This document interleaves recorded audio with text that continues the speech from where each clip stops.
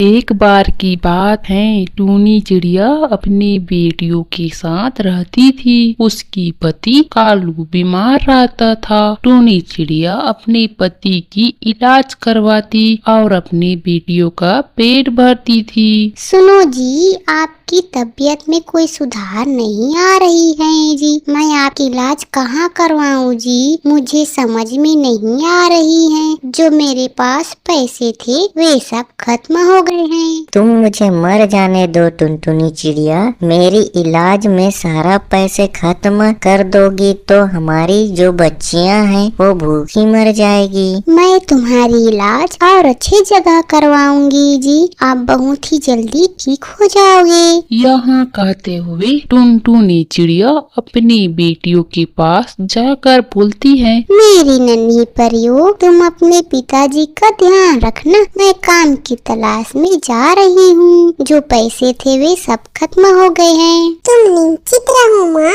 हम पिताजी का बहुत अच्छे से ख्याल रखेंगे। टूनी चिड़िया जगह जगह जाकर काम पता करती है, लेकिन उसे कहीं भी काम नहीं मिलती है। तो वहाँ पेड़ में बैठकर रोती रहती है। सुनो बेटी, तुम यहाँ क्या कर रही हो और क्यों रो रही हो? मुझे बताओ तुम्हें क्या हुआ है? माँ जी, मैं बहुत परेशान हूँ। घर में मेरे पति की तबीयत बहुत खराब है। जो पैसे थे वे सब उनके इलाज में खत्म हो गए हैं और मेरी बेटियाँ भी हैं जिन्हें मैं कहाँ से भोजन खिलाऊं। यही सोच सोच कर मैं परेशान हो गई हूँ माँ जी। तुम एक काम करो बेटी, तुम मेरे साथ चलो, मैं तुम्हें काम बताती हूँ। इसके बाद दोनों उड़ते हुए पुष्पाकलवी के घर चले जाते हैं। वहाँ पहुंचकर पुष्पाकलवी टूनी चिड़िया से बोलती है, देखो बेटी, ये है मेरी कमाई का सहारा, लेकिन अब मैं ज्यादा बूढ़ी हो गई हूँ तो मैं गांव गांव जाकर चूड़ी बेचने में मुझे बहुत परेशानी होती है। इसमें मैं क्या कर सकती हूँ माँ जी? मुझे तो कुछ भी पता नहीं है। बेटी, तुम इस चूड़ी की ठेला को